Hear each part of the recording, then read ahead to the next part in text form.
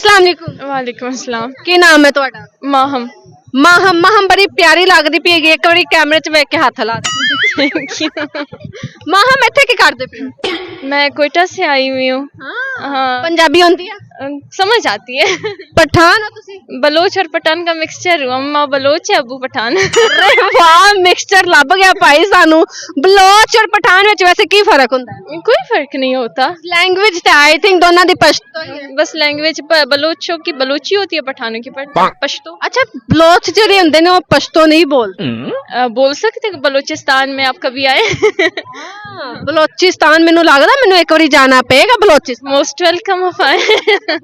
ਅੱਛਾ ਲਾਹੌਰ ਵਿੱਚ ਤੁਹਾਨੂੰ ਸਭ ਤੋਂ ਅੱਛਾ ਕੀ ਖਾਣ ਵਿੱਚ ਲੱਭਿਆ? मुझे सब कुछ ही अच्छा लगा लाहौर। कोई एक कोई नाश्ता कोई डिनर कोई कढ़ाई कोई मटन लाहौर वाले वैसे खाने पीने वाले तो हर चीज उनकी अच्छी होती है।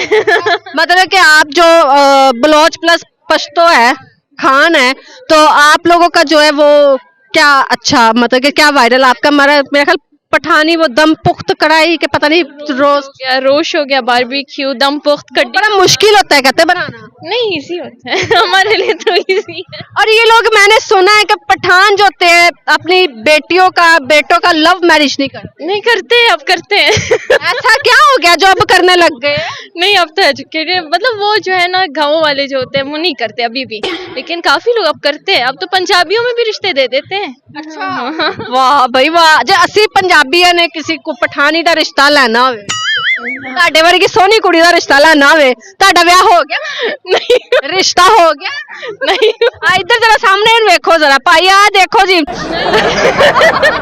ਮੈਂ ਇਹ ਨਹੀਂ ਕਹਿ ਰਹੀ ਕਿ ਰਿਸ਼ਤੇ ਲਈ ਹੈਗੀ ਇੱਧਰ ਗੱਲ ਸੁਣੋ ਮੈਂ ਇਸ ਤੋਂ ਕਹਿ ਰਹੀ ਹੈਗੀ ਕਿ ਪਠਾਨਾਂ ਦੇ ਵਿੱਚ ਜਿਹੜੇ ਹੈਗੇ ਨੇ ਨਾ ਪਠਾਨ ਕਹਿ ਰਹੇ ਉਹਨਾਂ ਦੀਆਂ ਕੁੜੀਆਂ ਬੜੀਆਂ ਸੋਹਣੀਆਂ ਹੁੰਦੀਆਂ ਨੇ ਠੀਕ ਹੈ ਤੇ ਪੰਜਾਬੀਆਂ ਨੂੰ ਬੜਾ ਸ਼ੌਕ ਹੁੰਦਾ ਸੀ ਪਠਾਨੀ ਲੈ ਕੇ ਆਣੀ हाँ, ये ਇਹਦੀ ਕੀ ਰੀਜ਼ਨ ਹੁੰਦੀ ਹੈ? पता नहीं, अब उनसे ही पूछना पड़ेगा कि उनको पठान क्यों इतने अच्छे लगते हैं।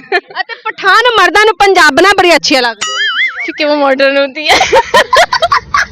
ਯਾਰ ਪਠਾਨ ਜਿਹੜੇ ਮੇਕਅਪ ਨਹੀਂ ਕਰਦੇ ਤੁਸੀਂ ਮਾਸ਼ਾਅੱਲਾ ਮੈਨੂੰ ਲੱਗਦਾ ਮੈਨੂੰ ਵੀ ਪਠਾਨਾਂ 'ਚ ਪੈਦਾ ਹੋਣਾ ਚਾਹੀਦਾ ਸੀ। अच्छा कोई गाना सुना दो।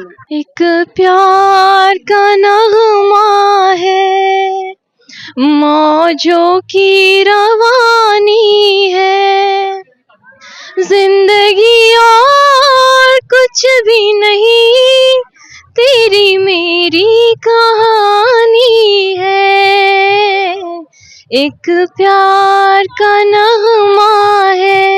वाह जी वाह जबरदस्त हो गया जबरदस्त। शादी का वैसे आपका क्या प्लान है?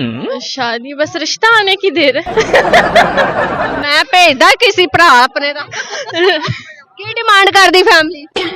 कुछ भी नहीं। कुछ भी नहीं घर बार अपना नाम ही हमें चले मतलब यार एक तो पंजाबी और उर्दू टिपिकल पंजाबी बोल रही है, मैं समझ रही हूँ। मतलब कि क्या डिमांड क्या है शादी के लिए? रिश्ता कैसा लड़का होना चाहिए? लड़का अच्छा होना चाहिए और बस घर बाहर अपना हो चलेगा कि ना हो तो भी चलेगा? नहीं हो, अपना होना चाहिए। गड्डी कार हमारे पता है पठानों में और पंजाबियों में एक चीज की बहुत डिफरेंस है। आप लोग पंजाबी जहेज लेते हो, हम लोग नहीं लेते। देते हो? हम देते, लड़के वाले सब कुछ करते हैं, आप लोग लड़की वाले पे इतना बोझ होता है।